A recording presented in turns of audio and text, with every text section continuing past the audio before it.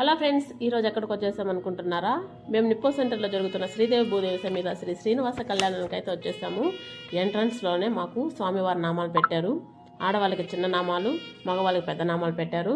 నాకు ఎందుకో ఈ నామాలు పెట్టుకుంటే పాజిటివ్ వైబ్స్ వస్తాయన్నమాట. ఇంకా దర్శనానికి అయితే వెళ్ళిపోయాము. ఈ సెటప్ ఎంత బాగుందంటే ఎప్పటి నుంచో ఉన్న గుడిలా అనిపిస్తుంది. ఒకసారి మీరు కూడా చూడండి. స్వామికి ఒక వైపున గరుడ వాహనం, మరొక వైపున ఆంజనేయ స్వామి ఉన్నారు. స్వామి వారికి అలంకరణ చాలా ఘనంగా చేశారు. ఎంతసేపైనా స్వామిని అలానే చూడాలనిపిస్తుంది.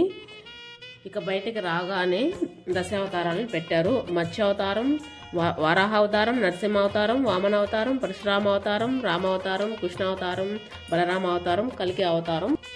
ఇలా స్వామివారి ఒక రూపం చూస్తేనే మనకు పాజిటివ్ వైబ్స్ లాగా అనిపిస్తుంది. ఇలా 10 అవతారాలు చూసినప్పుడు ఇంకెందుకులే మన జన్మ ధన్యం అయిపోతుంది.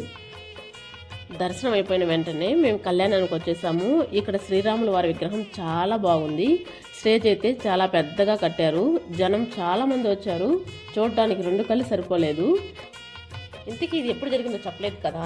3 రోజుల నుంచి జరుగుతూనే ఉంది. మేము ఆఖరి రోజున అంటే ఫిబ్రవరి 22న వెళ్ళాము.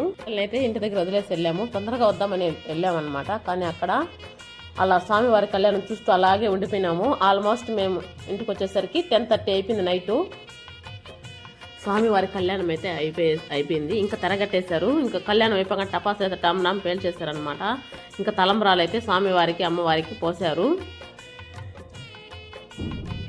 నెక్స్ట్ ఈ కార్యక్రమం ఇలా మాలలు తీసుకొని ఇలా ఈ తంతు అంటే నాకు చాలా ఇష్టం అన్నమాట. అది రానే వచ్చేసింది ఆ సమయం. ఈ తంతుని ఏమంటారో తెలిస్తే కామెంట్ చేయండి. ఇంకా నేనైతే అలా స్వామివారిలో లీలం అయిపోయాను అన్నమాట. నన్ను చూస్తే మీకే అర్థమవుతుంది, రియాక్ట్ అవుతుంది. స్వామివారికి 1000 పువ్వులతో పూజ అయితే చేశారు. లాస్ట్లో చూడొచ్చు మీరే. తులసి దళాలతో, ఆ శంకు పువ్వులు, ఎన్నో 1000 రకాల పువ్వులతో స్వామికి పూజ అయితే చేశారు. కళ్యాణం అయిపోయిన తర్వాత ప్రసాదానికి అయితే వచ్చేసాము. ఇంకా క్యూలో అలా వెళ్ళిపోతున్నాం అన్నమాట. ఈ పిల్లలు చూడండి మమ్మల్ని ఆపేశారు ఎడపానికుండా. చిన్నపోయింది సాగును. క్యూ చాలా పెద్దగా అనింది. అయినా వెళ్ళిపోయేసాము. లాస్ట్లో స్వామి ప్రసాదం తినకుండా ఎట్లా వస్తాము?